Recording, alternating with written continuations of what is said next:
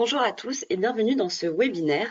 Donc aujourd'hui, nous allons échanger sur la dématérialisation des factures dans le secteur privé et plus particulièrement, nous allons détailler comment les fournisseurs, titulaires, sous-traitants et co-traitants déposent leurs factures dans Chorus Pro et interagissent avec les différents acteurs du marché. Donc je vais vous présenter aujourd'hui de façon théorique et pratique à travers des démonstrations, donc comment les fournisseurs, donc les titulaires, sous-traitants et co-traitants vont interagir avec les différents acteurs du marché et vont déposer leurs factures sur Chorus Pro. Donc notre échange aujourd'hui va s'articuler autour de 5 grands points. On verra tout d'abord les notions clés de Chorus Pro, donc tout ce qui va concerner le contexte réglementaire et le vocabulaire de façon assez globale. On verra ensuite comment traiter les factures de travaux, donc on verra tout ce qui concerne les acteurs, les pièces de facturation, tout ça pour les titulaires de contrat. On verra ensuite les cas particuliers de la co-traitance et de la sous-traitance. On fera ensuite un pas à pas, donc une démonstration après chaque étape, après chaque explication théorique, et on finira par une présentation du portail de support de Chorus Pro. On va commencer tout de suite par le cadre réglementaire autour de Chorus Pro. Donc Chorus Pro repose sur l'obligation pour toutes les parties prenantes des marchés publics de déposer et de réceptionner leurs factures de manière dématérialisée. Donc cette obligation, elle est née avec l'ordonnance du 26 juin 2014 qui obligeait les entités publiques à recevoir les factures de la part de leurs fournisseurs de façon dématérialisée. Donc cette obligation s'est étendue progressivement à l'ensemble des entreprises et depuis le 1er janvier 2020, la dématérialisation des factures est donc obligatoire pour tout envoi d'une entité privée vers une entité publique et va donc passer par Chorus Pro, quelle que soit la taille de l'entreprise. Et c'est d'ailleurs important de le noter parce que cette disposition a été intégrée au Code de la commande publique depuis 2019 et à ce titre, les entités publiques peuvent donc refuser toute facture qui n'est pas transmise par Chorus Pro, qui est donc l'unique outil de dématérialisation des factures à destination de l'État. Avant de rentrer dans les particularités des factures de travaux sur Chorus Pro, on va expliciter les notions clés de Chorus Pro pour vous permettre de vraiment vous approprier le vocabulaire propre à Chorus Pro.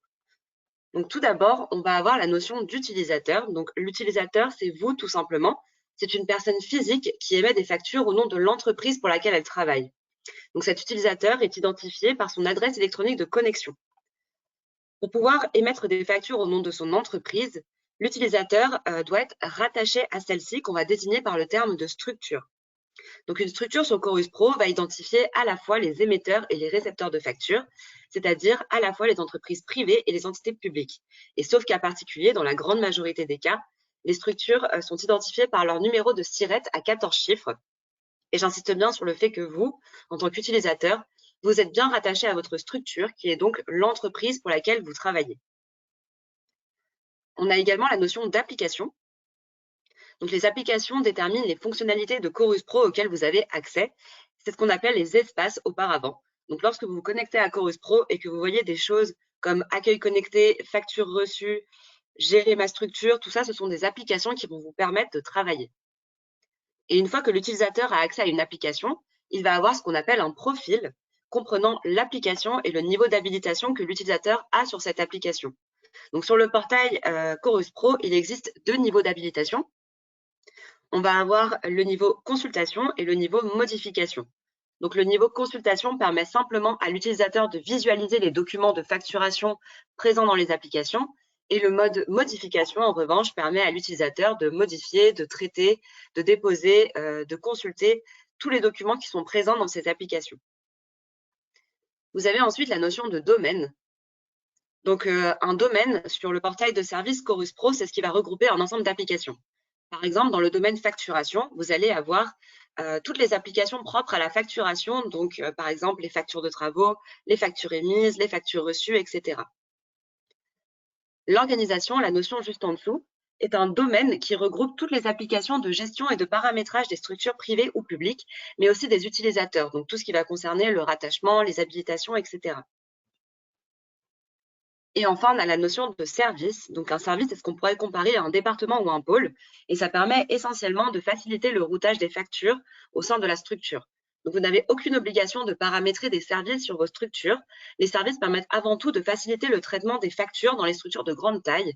Donc, si la taille de votre entreprise ne l'exige pas, vous n'êtes pas du tout obligé d'en instaurer parce que ça alourdira votre fonctionnement plus qu'autre chose. En revanche, les structures publiques en paramètrent fréquemment parce que ce sont souvent des organisations de taille conséquente.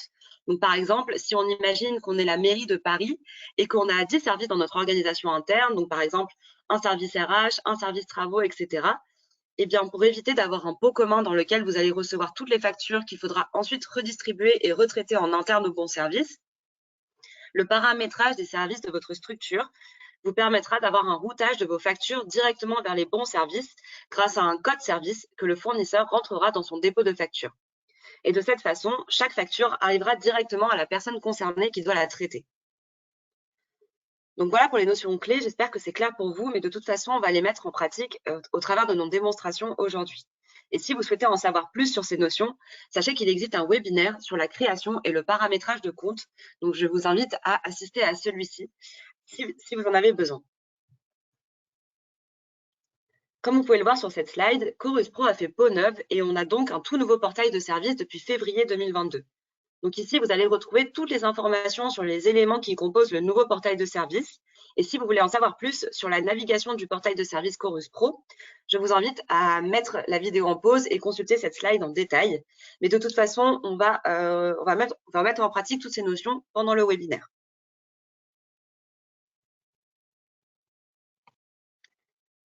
Alors jusqu'ici, on a vu les concepts qui concernent tous les utilisateurs de Chorus Pro. Et maintenant, on va s'intéresser au sujet qui nous intéresse le plus, c'est-à-dire les marchés de travaux et plus particulièrement l'usage de Chorus Pro pour les fournisseurs dans ce cadre. Alors Chorus Pro permet la transmission des pièces concourant à l'exécution des marchés de travaux soumis au CCAG de travaux publics. Donc c'est vraiment un outil de transmission des factures, ce n'est pas un outil de paiement ni un outil de gestion des délais de paiement. Son intérêt principal, c'est de pouvoir vous certifier les dates de dépôt et de réception des factures, notamment si vous faites face à un litige. Et toutes les pièces de facturation que vous déposez en tant que titulaire, sous-traitant ou co-traitant, ou même la maîtrise d'œuvre ou la maîtrise d'ouvrage, vont se regrouper dans ce qu'on appelle un dossier de facturation. À partir de ce dossier de facturation, vous pourrez consulter votre facture à tout moment du processus de paiement et savoir où est-ce qu'elle en est. Donc, par exemple, est-ce que la maîtrise d'œuvre l'a traitée? Est-ce que la maîtrise d'ouvrage l'a traitée? Est-ce qu'elle est passée en paiement, etc. Donc, on distingue deux types de dossiers de facturation. On a le dossier en cours de marché et le dossier en fin de marché. On verra un peu plus tard les différentes pièces de facturation qui sont légèrement différentes entre les deux types de dossiers. Donc, ça va vraiment être du côté des pièces qu'on va pouvoir distinguer un dossier en cours et un dossier en fin de marché. Avant de détailler ces processus, on va revoir rapidement les acteurs des marchés de travaux. Donc, vous les connaissez déjà sûrement très bien. Et cette slide nous permet vraiment de revenir sur l'ensemble de ces 5 acteurs. Donc, le premier, ça va être le sous-traitant.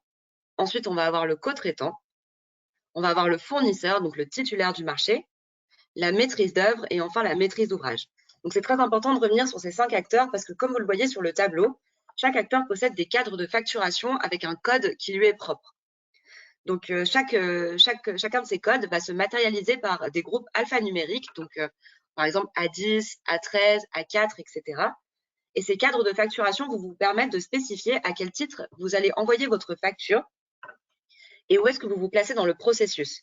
Par exemple, si vous agissez en tant que titulaire du marché et que vous envoyez votre facture en initialisation du dossier de facturation, soit la première pièce pour paiement en projet de décompte mensuel, vous allez envoyer cette facture avec le cadre de facturation A4. Et le fait de faire ça, ça va vraiment donner la même information à l'ensemble des acteurs. Donc maintenant qu'on a rappelé les différents acteurs, on va maintenant passer aux différents processus que vous pouvez rencontrer. Et on va commencer par le processus en cours de marché, donc qui va se matérialiser dans un processus en 4 étapes. Alors d'abord, le titulaire du marché, donc le fournisseur, va déposer sa facture sur Chorus Pro avec un cadre de facturation A4. Ce projet de décompte mensuel va arriver à la maîtrise d'œuvre qui va le récupérer et le valider si tout est au clair. Puis cette maîtrise d'œuvre va établir à son tour un état d'acompte avec un cadre de facturation A15. Et cet état d'acompte va arriver chez la maîtrise d'ouvrage. Et enfin, la maîtrise d'ouvrage va valider l'état d'acompte de la maîtrise d'œuvre et va produire à son tour un état d'acompte validé avec un cadre de facturation qui va pouvoir mettre la facture en paiement et quelques jours après, le titulaire va recevoir son paiement. Le processus en fin de marché, est légèrement différent au niveau des pièces de facturation. Donc, il va s'articuler de la manière suivante. D'abord, le titulaire du marché, donc le fournisseur, va déposer un projet de décompte final avec un cadre A7 pour dire que c'est la dernière pièce de facturation et le dernier paiement attendu. Ensuite, la maîtrise d'œuvre va le récupérer et va produire un décompte général, un projet de décompte général avec un cadre A17 qui va reprendre toute la facturation sur la période globale du projet. Ensuite, la maîtrise d'ouvrage va le réceptionner et produire un décompte général avec un cadre A20 qu'elle va envoyer au fournisseur qui va pouvoir vérifier les montants et renvoyer à son tour un décompte général signé avec un cadre A8 directement au service financier qui pourra le passer en paiement. Les cadres de facturation sont donc très importants parce qu'ils permettent de définir si vous êtes en cours ou en fin de marché et où est-ce que vous vous situez dans le processus. Donc maintenant qu'on a vu en détail les différents processus des marchés de travaux, on va aller voir un peu plus en détail l'utilisation de Chorus Pro dans les marchés de travaux.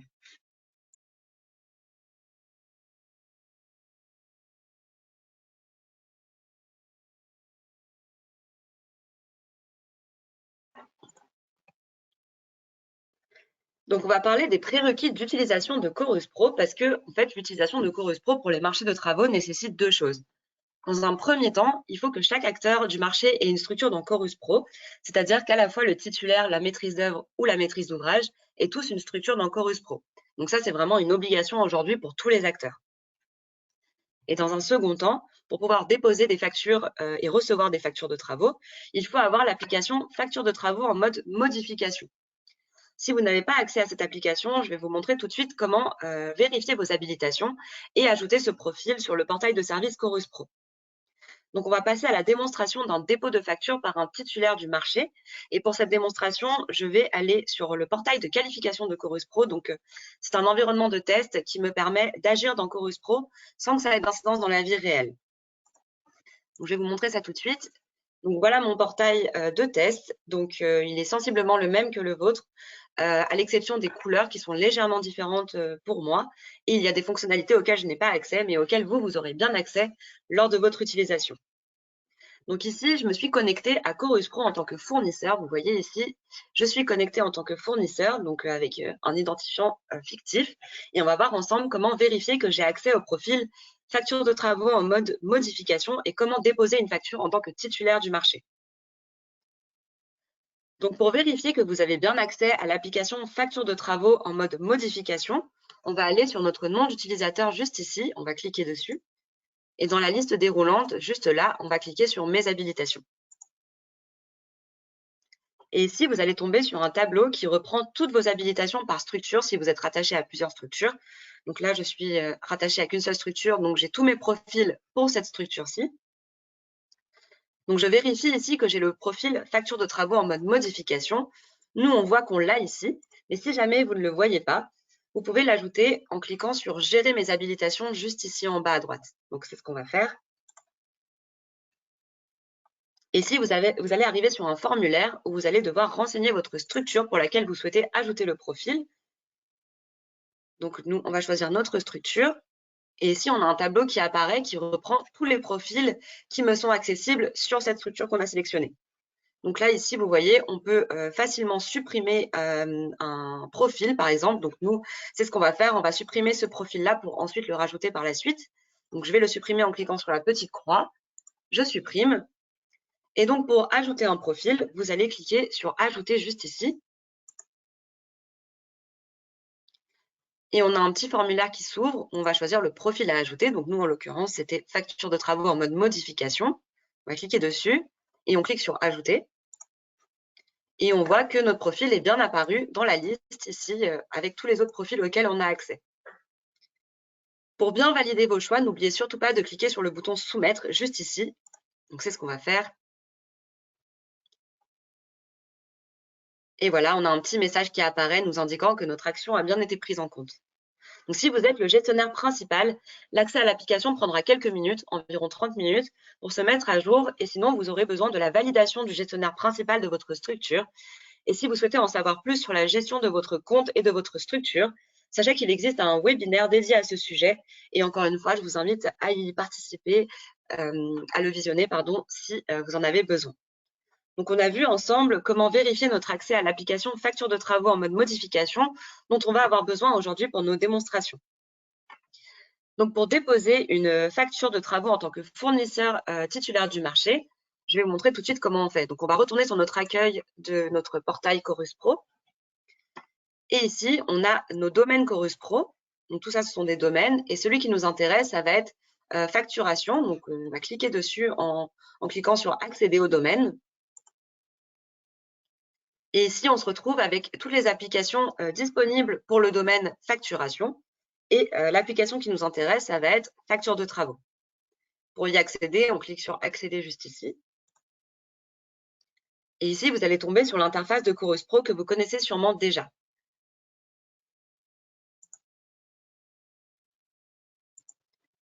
Donc, nous, on va cliquer sur l'onglet déposer juste ici. Et on va pouvoir déposer notre fichier PDF à l'emplacement prévu en cliquant sur l'icône de dépôt juste ici. Et je vais aller chercher mon projet de décompte mensuel, qui est juste là. Je l'ouvre. Et une fois que vous avez chargé votre document, comme vous le voyez ici, Chorus Pro va trouver par lui-même le format de dépôt. Donc, par exemple, ici, ça indique que le PDF est non signé. Donc, ça, c'est vraiment à titre informatif. Ça indique simplement que le PDF n'est pas signé électroniquement, mais ça n'empêchera pas votre dépôt.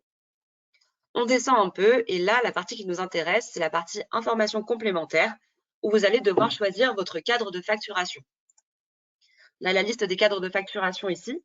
Donc, moi, je suis bien dans le cadre d'un fournisseur titulaire du marché et je dépose un projet de décompte mensuel initial. Donc, je vais choisir le cadre de facturation A4. Si j'avais été dans un processus de fin de marché, j'aurais choisi le cadre de facturation A7. Donc, nous, on choisit bien A4. Je veille à bien choisir ma structure ici. Si vous voulez rattacher ce dépôt à un service, vous pouvez sélectionner un service dans la partie service ici. Donc, nous, on n'en a pas besoin. Et on va cliquer sur continuer.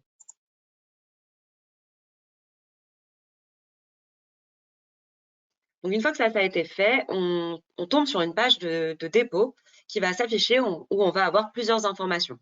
D'abord, on va avoir un récapitulatif des informations du déposant. Et en dessous, vous allez avoir les informations de vous en tant qu'émetteur de la facture. Et à droite, vous allez avoir toutes les informations qui concernent le destinataire de la facture. Donc, dans la partie destinataire de la facture, on va d'abord devoir remplir l'identifiant, donc le SIRET de la maîtrise d'ouvrage, puis de la maîtrise d'œuvre, juste ici. Donc, c'est ce qu'on va faire tout de suite. Je vais aller prendre mes SIRET fictifs et je vais les remplir tout de suite. Donc, tout d'abord, on va prendre celui de la maîtrise d'ouvrage.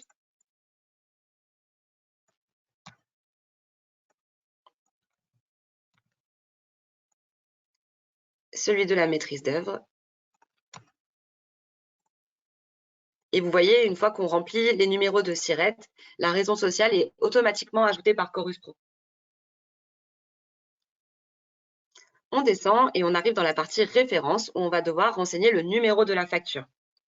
Donc là, veillez bien à mettre le numéro de facture qui correspond à celui qui est indiqué sur votre document.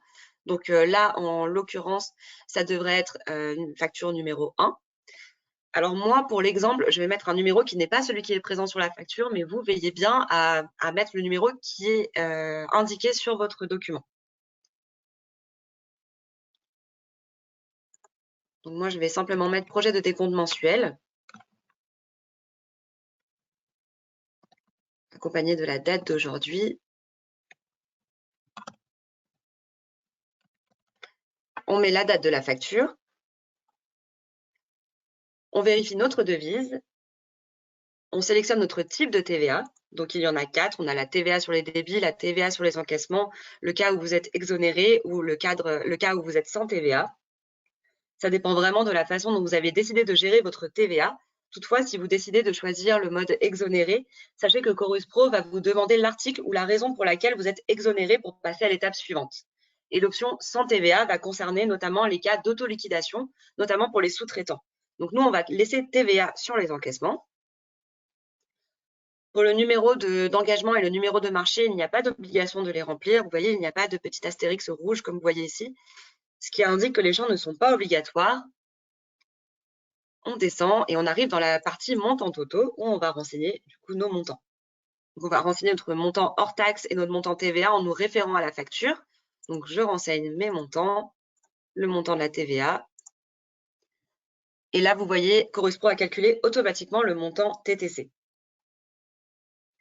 Juste ici, on peut également ajouter une pièce jointe.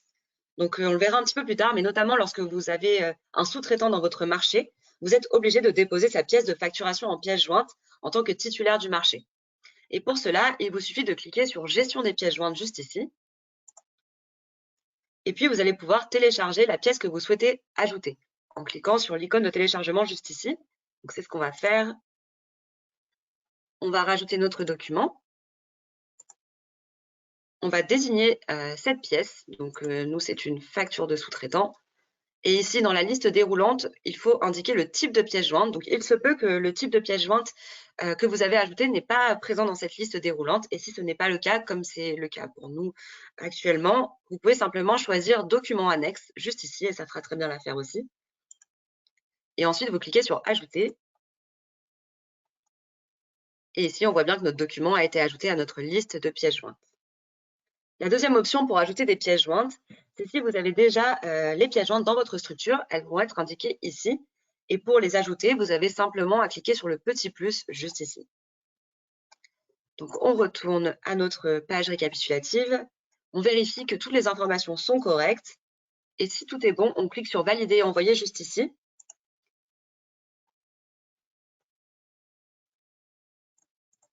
Je vais juste changer mon numéro de facture car là, comme vous le voyez, on a un message qui nous indique que la facture a déjà été déposée avec ce même nom. Donc, les numéros de facture sont vraiment uniques. Vous ne pouvez pas indiquer le même nom de facture pour deux factures différentes. Donc, on va légèrement changer le numéro. Et là, on clique sur Valider et envoyer. Et normalement, tout est bon. Donc, on clique sur Confirmer et envoyer.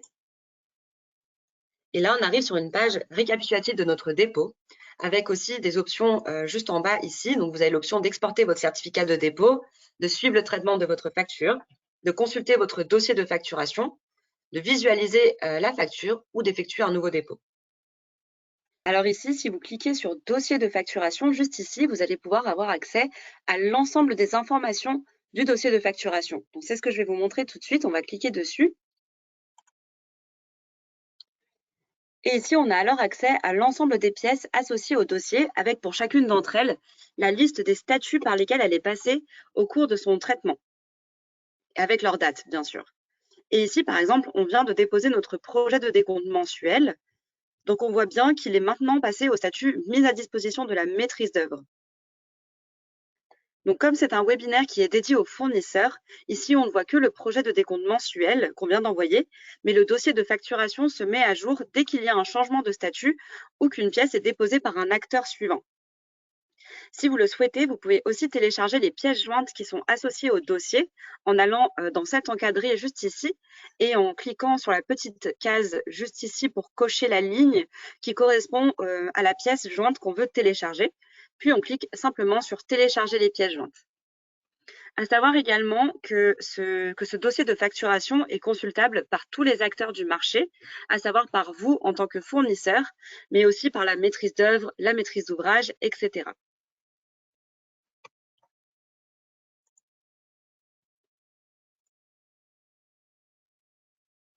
Donc, on a effectué ensemble un dépôt de projet de décompte mensuel en tant que titulaire du marché de travaux.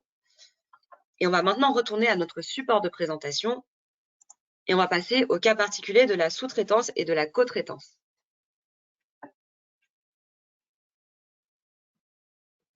Donc, au niveau des cas particuliers, on va commencer par la sous-traitance. Donc, si le sous-traitant est admis au paiement direct, donc c'est un sous-traitant de premier rang, il a le droit de déposer sa demande de paiement sur Chorus Pro. Cette demande va arriver au titulaire qui va la valider et la transmettre à la maîtrise d'œuvre qui va la prendre en compte. Mais ce dépôt de facture représente plutôt un dépôt de traçabilité parce qu'il ne va pas entraîner le paiement de la facture. Et ce qui va vraiment engendrer le paiement de la facture, c'est le fait que le titulaire du marché dépose en pièce jointe sa demande de paiement dans le projet de décompte mensuel. En tant que titulaire du marché, vous avez la stricte obligation de joindre la demande de paiement de votre sous-traitant à l'envoi du projet de décompte mensuel. Du côté de la maîtrise d'œuvre, celle-ci doit bien vérifier qu'elle reçoit les pièces jointes de demande de paiement de la sous-traitance également. Et dans le cas contraire, elle peut en notifier le titulaire du marché. Donc, le processus va se matérialiser de la façon suivante. Le fournisseur, donc le sous-traitant, comme vous le voyez ici, va faire le dépôt de sa demande de paiement par un sous-traitant, donc cette fois-ci avec un cadre de facturation A10, et ça, il va le faire dans l'application facture à valider. Puis, le fournisseur titulaire valide sa demande dans l'application facture à valider et va déposer donc directement son projet de décompte mensuel dans l'application facture de travaux. Ensuite, la maîtrise d'œuvre va le réceptionner dans l'application facture de travaux, puis la prendre en compte. Donc, sachez qu'il n'y a pas de lien entre cette demande de paiement et le paiement final qui s'effectue à la fin ici. C'est vraiment le dépôt du projet de décompte mensuel avec les documents du sous-traitant en pièce jointe, avec les cadres de facturation A4, qui va permettre le paiement du sous-traitant. Donc, on a vu ici le cas de la sous-traitance et le processus de demande de paiement, et on va maintenant s'intéresser au cas de la co-traitance. Donc, la co-traitance se manifeste dans le cadre d'un groupement.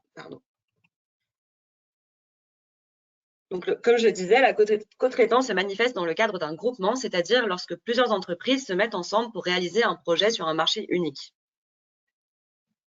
Donc, dans ce cadre-là, il existe plusieurs types de groupements, donc 2 types de groupements. On a le groupement conjoint et le groupement solidaire. Donc, dans le cadre d'un groupement conjoint, les fournisseurs du marché se sont regroupés en gardant leur indépendance totale sur leur méthode de paiement et sur la réalisation des travaux, etc. Et donc ainsi, chacun peut demander son paiement de façon individuelle avec une validation du mandataire. Et dans ce cas, chaque entreprise du groupement peut déposer sa facture dans Chorus Pro, y compris les co-traitants non mandataires. Et pour cela, ils vont utiliser le cadre de facturation A13, et c'est le mandataire du marché qui va recevoir ce document en A13, puis qui va le faire parvenir à la maîtrise d'œuvre, qui va le transmettre à la maîtrise d'ouvrage, dans un circuit classique de titulaire du marché. Dans le cadre d'un groupement solidaire, les entreprises ont intégré un certain nombre de moyens, notamment la création d'un compte bancaire unique pour le groupement. Et du coup, il n'y a que le mandataire qui va déposer sa facture et envoyer une demande de paiement à la maîtrise d'œuvre, qui va l'envoyer par la suite à la maîtrise d'ouvrage et enfin au service financier. Les autres membres du groupement ou de la co-traitance vont déposer leur facture chez le mandataire à l'extérieur de Chorus Pro de la façon dont ils le souhaitent. Et c'est le mandataire du marché qui va établir une facture comme s'il était un titulaire unique, donc avec un cadre de facturation A4. Mais il va rajouter en pièce jointe l'ensemble des factures de tous les membres du groupement solidaire. On a ensuite 2 possibilités qui s'offrent aux entreprises. La première, c'est d'être payé sur un compte unique, puis le mandataire va redistribuer les sommes à l'ensemble des co-traitants. Soit la deuxième option, c'est de spécifier qu'ils veulent être payés chacun sur leur propre compte. Et cette dernière possibilité, c'est une nouvelle disposition du CCAG de travaux à l'article 12. Au niveau du processus, ça va se présenter de la manière suivante. Donc ici, on voit bien le processus de co-traitance dans le cadre d'un groupement conjoint. Car comme je l'ai dit, c'est seulement dans le cadre d'un groupement conjoint dans lequel les co-traitants vont déposer sur le portail de service Chorus Pro. Et contrairement à la sous-traitance, le dépôt du co-traitant a un lien direct avec le paiement des factures. Donc là, vous voyez, comme on a vu tout à l'heure, le co-traitant va déposer un dépôt de projet de décompte mensuel. Le mandataire va ensuite valider le dépôt qui va le transmettre directement à la maîtrise d'œuvre qui va pouvoir à son tour produire un état d'acompte. Et à partir du mandataire, on va suivre le processus de facturation classique des titulaires du marché comme on a vu précédemment. Donc voilà pour les cas particuliers de la co-traitance et de la sous-traitance. Et on va maintenant passer à la démonstration pour vous montrer les différents processus pour le dépôt d'un sous-traitant et le dépôt d'un co-traitant. Donc pour ça, je vais revenir sur mon portail de qualification de Chorus Pro. On retourne sur notre accueil.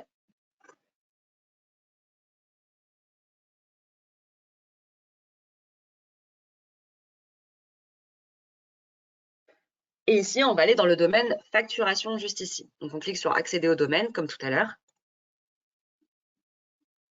On va dans l'application facture de travaux. On clique sur accéder. Ici, on sélectionne l'onglet déposer. Et on clique sur nouveau dépôt pour effectuer un nouveau dépôt. Et comme tout à l'heure, on va pouvoir déposer notre fichier dans l'emplacement prévu en cliquant sur l'icône juste ici. Donc, je vais aller chercher ma facture, juste là. Et ensuite, dans la partie informations complémentaires, on va choisir notre cadre de facturation. Donc ici, je dépose une demande de paiement de sous-traitant dans le cadre d'un marché de travaux. Donc, je vais choisir le cadre A10. Je clique ensuite sur « Continuer ». Et ici, voilà, on arrive sur cette page-là, comme tout à l'heure, et on va devoir remplir les informations de nos partenaires, à savoir la maîtrise d'ouvrage, le titulaire et la maîtrise d'œuvre. Donc, c'est ce qu'on va faire tout de suite. Je récupère mon SIRET de maîtrise d'ouvrage.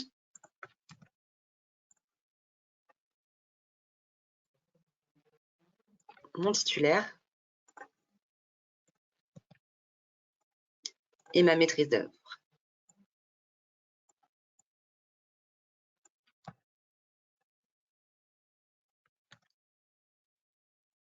Alors, pour éviter de rechercher les informations de vos clients, vous pouvez utiliser ce qu'on appelle la fiche d'identité du marché que je vous présenterai un petit peu plus tard et qui va vous permettre de regrouper toutes les informations nécessaires pour votre dépôt dans Chorus Pro. Je descends et je vais renseigner le numéro de ma facture. Donc, encore une fois, veillez bien à ce que ce soit le numéro qui est présent ici. Et encore une fois, moi, dans le cadre de la démonstration, je vais mettre un numéro qui n'est pas celui présent ici. Mais encore une fois, veillez bien à ce que ce soit le numéro exact de la facture. Moi, je vais simplement mettre sous-traitant, ST pour sous-traitant, avec la date du jour. Je renseigne la date de ma facture, comme tout à l'heure.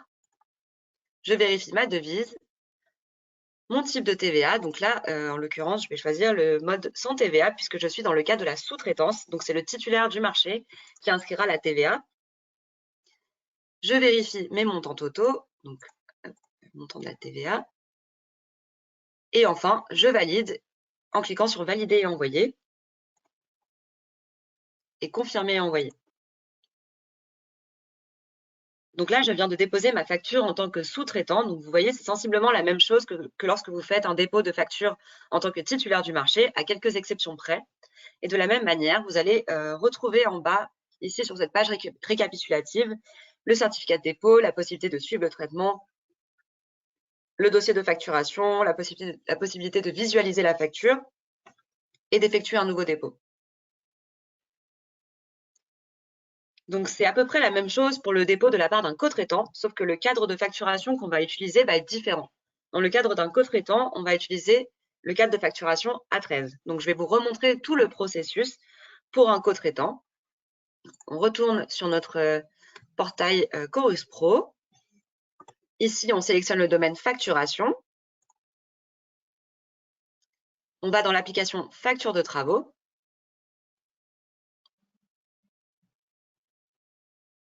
On sélectionne l'onglet déposer.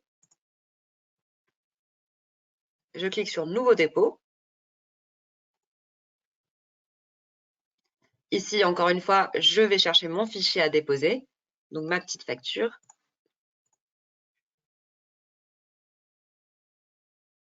Et ensuite, dans la partie informations complémentaires, on va renseigner notre cadre de facturation. Donc ici, je dépose un projet de décompte mensuel déposé par un co-traitant, donc je choisis le cadre de facturation A13. Donc pour rappel, je me situe bien dans un groupement conjoint avec un co-traitant qui peut déposer lui-même sa facture dans Chorus Pro. Dans le cadre d'un groupement solidaire, c'est uniquement le mandataire qui va déposer sa facture en pièce jointe avec donc en pièce jointe toutes les factures de tous les co-traitants et il peut déposer directement en A4. Je clique ensuite sur « Continuer ». Et encore une fois, je vais remplir les informations du destinataire de la facture, donc de mes partenaires, donc la maîtrise d'œuvre, cette fois-ci du mandataire et de la maîtrise d'ouvrage. Donc, c'est ce que je vais faire tout de suite. Ma maîtrise d'œuvre.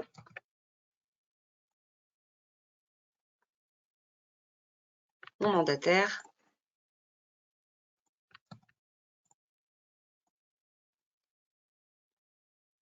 Et ma maîtrise d'ouvrage.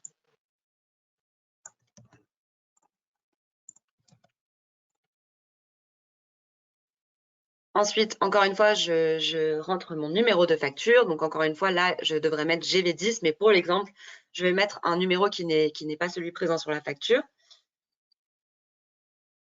Donc, moi, je vais simplement mettre CT pour co-traitant et la date.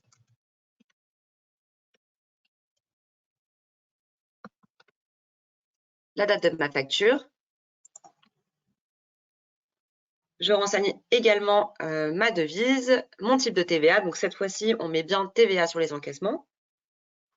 On renseigne nos montants, donc montant hors taxe, montant de la TVA.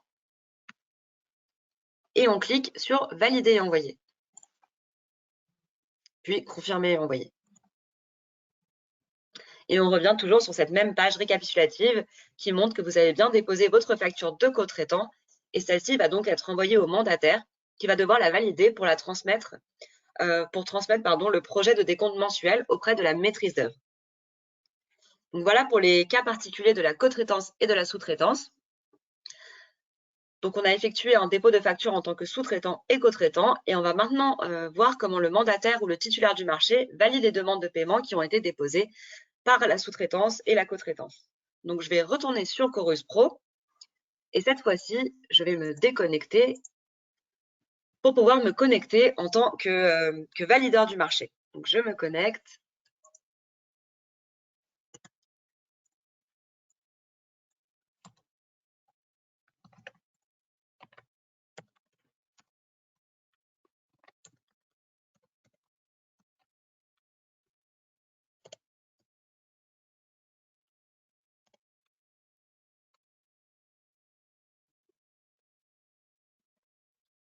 Et maintenant, on voit bien que je suis connectée en tant que valideur du marché. Donc, ce qu'on va faire, c'est qu'on va aller dans le domaine facturation, encore une fois.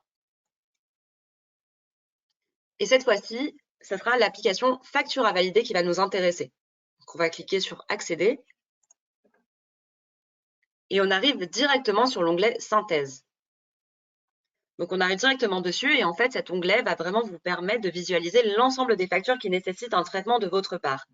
Là, par exemple, on voit bien ici les deux factures qu'on vient d'envoyer juste à l'instant.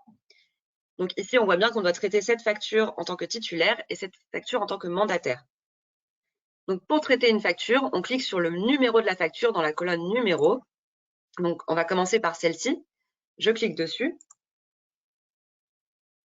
Et là, vous allez arriver sur une page de consultation de la facture où vous allez retrouver toutes les informations qu'on a rentrées auparavant. Et tout en bas, vous avez différentes options de traitement. Vous pouvez refuser la facture. Donc, par exemple, si on clique sur « Refuser », on va vous demander ici un motif de refus. Donc, il y en a 4 et ça va vraiment s'appliquer si, par exemple, vous n'êtes pas le bon destinataire de la facture ou si le montant ou le cadre de facturation n'est pas le bon. Et parmi ces motifs, il y a autre motif sans erreur de montant.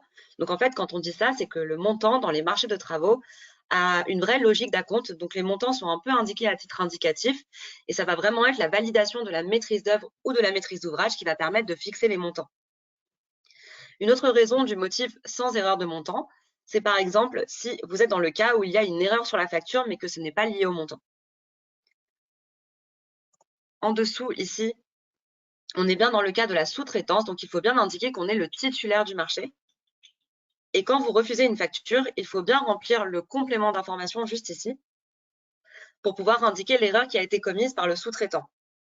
Par exemple, s'il y a une erreur dans le valideur, vous pouvez simplement indiquer que le valideur est incorrect et que vous n'avez pas à valider cette facture. Voilà, donc moi je vais annuler parce que je ne veux pas refuser ma facture. Je vérifie que tout est bon dans ma facture et si tout est bon, je peux la valider. Donc c'est ce que je vais faire. Et là, de la même façon, on arrive sur une fenêtre qui va nous demander si on est titulaire ou co-traitant. Donc ici, on est bien titulaire. Et en complément d'information, vous pouvez simplement mettre RAS pour rien à signaler ou n'importe quelle information pour dire que tout est OK pour vous. C'est ce qu'on va mettre. Et on clique sur enregistrer. Et là, on arrive sur un récapitulatif de validation et vous avez la possibilité d'exporter le bordereau de suivi. On revient sur notre onglet synthèse. Ici, je vais recharger mon tableau. pour vous montrer en fait que voilà, la facture qu'on vient de traiter a bien disparu du tableau car on a effectué ce qu'on avait à faire dessus. Pour la cotraitance, je vais faire exactement la même chose. Donc, je vais cliquer sur le numéro de la facture.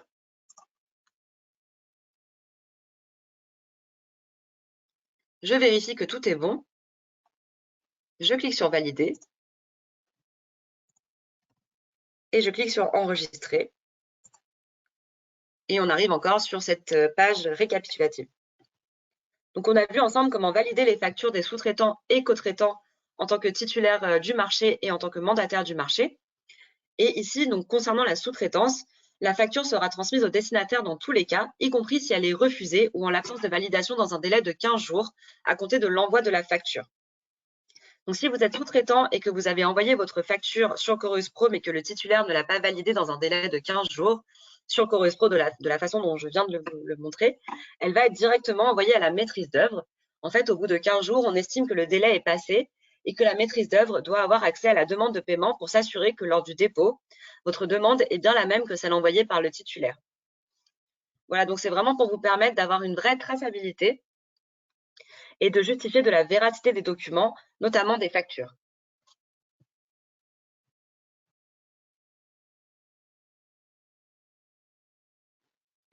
Si vous souhaitez en savoir plus sur la gestion des factures par la maîtrise d'œuvre sur Chorus Pro, sachez qu'il existe aussi un webinaire dédié à ce sujet. Et donc, je vous invite à le consulter si vous en avez besoin. Et nous, on en a fini pour les démonstrations de cette thématique. Donc, on a vu ensemble comment traiter les factures de travaux pour les fournisseurs titulaires, sous-traitants et co-traitants.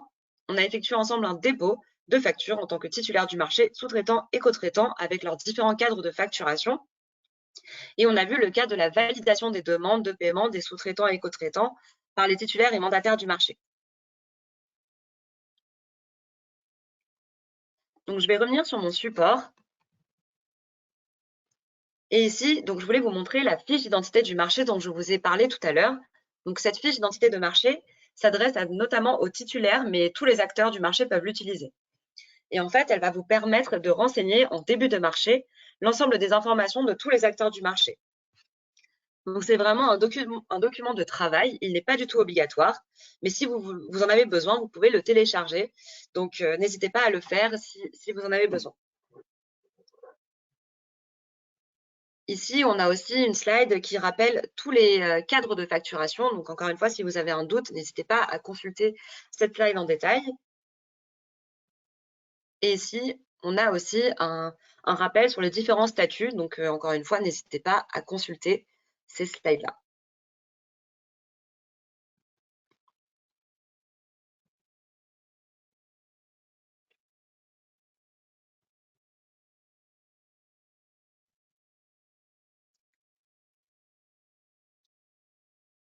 On va maintenant passer à la démonstration, à la présentation, pardon, de la documentation du portail de support de service Chorus Pro.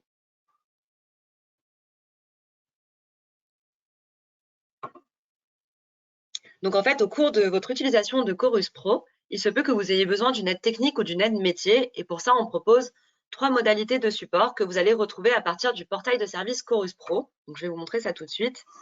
On retourne sur notre portail de service. Et ici, dans l'onglet Support, on clique sur Nous contacter. Et ici, j'arrive sur une page qui va reprendre mes 3 modalités de support. Donc, la première option, ça va être de discuter avec notre agent virtuel, ce qui va vous permettre de contacter notre assistante virtuelle Claudia. Donc, vous pouvez également la retrouver ici, en bas à droite. Donc, Claudia est disponible 24 heures sur 24 et 7 jours sur 7 pour répondre à vos questions et résoudre vos difficultés. Donc, vous pouvez la solliciter si, par exemple, vous avez oublié votre mot de passe, si vous avez besoin de recevoir à nouveau votre lien d'activation, si vous avez besoin de suivre une facture, etc. Ensuite, vous avez l'option d'échanger en ligne avec un agent. Et cette option va vous permettre d'échanger par message instantané avec un opérateur de notre support technique. Donc, les opérateurs sont disponibles du lundi au vendredi de 8h30 à 18h30 en dehors des jours fériés. Donc, pour échanger avec eux, il vous suffit de cliquer sur le bouton « Discuter avec un agent ». Et enfin, vous pouvez saisir un ticket sur le portail de support en cliquant ici sur « Accueil portail de support ». C'est ce qu'on va faire. Et là, on va pouvoir cliquer sur « Créer un ticket ». Et on arrive sur un formulaire qui va nous permettre de décrire notre problématique. Donc, en premier lieu, vous allez devoir renseigner une catégorie et une sous-catégorie pour décrire votre situation. Et ces deux éléments sont très importants parce qu'ils vont déterminer le destinataire de votre sollicitation. Donc, la sollicitation va être adressée soit au support technique de Chorus Pro, soit au support métier, en fonction de la nature de votre problématique. Donc, moi, sur mon portail de qualification, je ne peux envoyer des sollicitations qu'au support technique. Donc, par exemple, si je choisis la catégorie facture de travaux et la sous-catégorie dépôt, par exemple, parce que je n'arrive pas à déposer une facture, donc dans ce cas, ma demande sera transmise au support technique. Vous allez aussi avoir accès à des catégories, à des sous-catégories, pardon, qui commencent par la lettre M. Donc, par exemple, M-question pour le destinataire de ma facture. Et dans ce cas-là, ma demande sera envoyée au support métier de Chorus Pro. Donc, comme je vous le disais, moi, je n'ai pas accès à ces options sur mon portail de qualification, mais vous y aurez bien accès lors de la création de votre ticket. Ensuite, je vais renseigner mes informations en tant qu'émetteur de la sollicitation. Donc ici, je sélectionne mon identifiant, un code service si besoin. Et ensuite, je vais arriver au bloc « Problème rencontré » juste ici, où je vais pouvoir décrire ma situation. Donc ici, je vous recommande de donner un maximum de détails pour que la personne qui traite votre sollicitation ait tous les éléments et puisse vous faire une réponse pertinente. Par exemple, moi, je vais faire une phrase rapide juste pour l'exemple. Donc, je peux mettre en titre « Bon de commande » et en description, je peux mettre, par exemple, « Je n'arrive pas à ajouter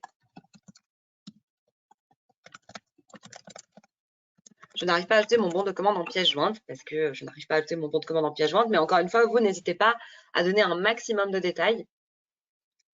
Vous pouvez également ajouter une pièce jointe pour détailler encore plus votre problématique. Donc, par exemple, vous pouvez ajouter une capture d'écran de votre page d'erreur si vous en avez une qui s'affiche.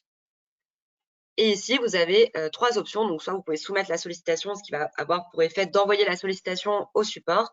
Et dans ce cas-là, vous n'avez plus qu'à attendre leur réponse. Vous pouvez aussi enregistrer et quitter ou quitter sans enregistrer.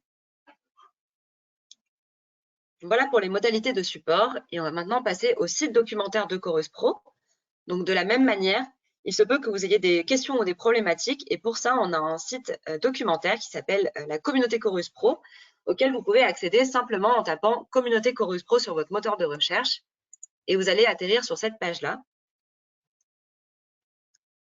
Donc ici, vous allez retrouver des documents, des informations pour vous aider dans votre utilisation de Chorus Pro. Donc, vous allez y retrouver des tutoriels, des fiches pratiques, enfin beaucoup de contenu pédagogique pour vous aider et vous accompagner dans votre utilisation de Chorus Pro. Donc, par exemple, ici, si on va dans l'onglet « Facture et demande de paiement », vous allez avoir tous les guides par type d'acteurs, donc les émetteurs, les destinataires, les prestataires de frais de justice. Donc, n'hésitez surtout pas à consulter tous ces documents.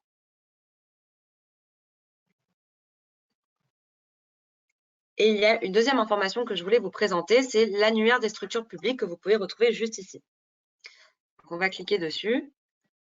Et en fait, cet annuaire, donc on va attendre que ça s'ouvre. Voilà, donc cet annuaire va vous permettre de retrouver les informations relatives à votre client.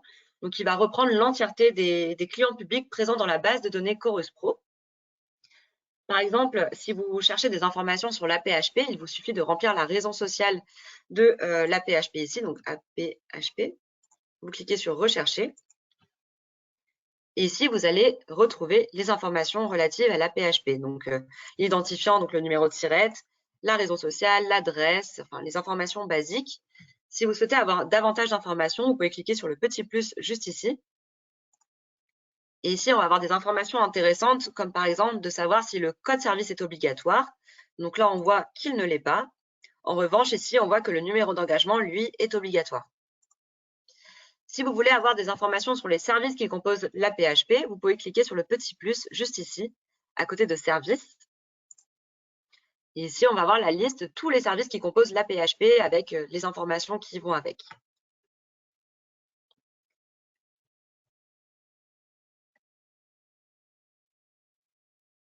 Donc voilà, c'est déjà la fin de ce webinaire. Donc, je vous remercie beaucoup de votre participation. J'espère que ça vous a été utile et que vous vous sentez plus à l'aise pour l'utilisation de Chorus Pro. Donc, merci encore de votre participation et on va pouvoir clôturer ce webinaire tout de suite. Donc, pour cela, je vous souhaite une excellente journée. Merci encore.